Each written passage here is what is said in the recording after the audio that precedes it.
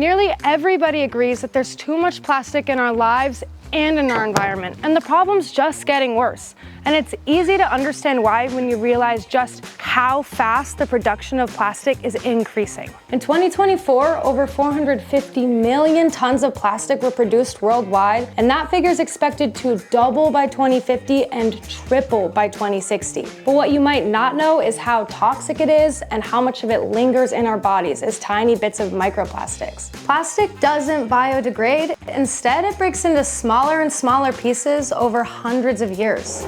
If the Pilgrims had sailed the Atlantic with single-use coffee cups, that plastic would still be with us today, just in many little pieces. These plastic pieces become so small they can be ingested into our bodies or even inhaled as we breathe. When you drink from a plastic water bottle, microwave food in a plastic container, or even brew tea from a tea bag, you're just taking in more plastic.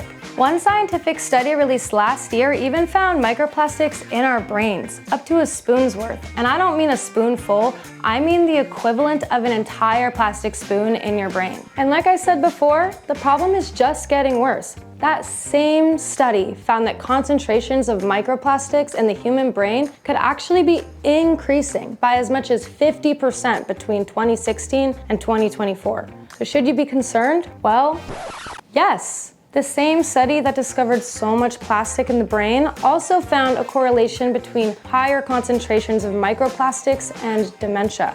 Microplastics have also been associated with Alzheimer's disease, heart attacks, respiratory conditions, and increased risk for certain cancers. The list goes on. More study is needed, but these findings are certainly alarming.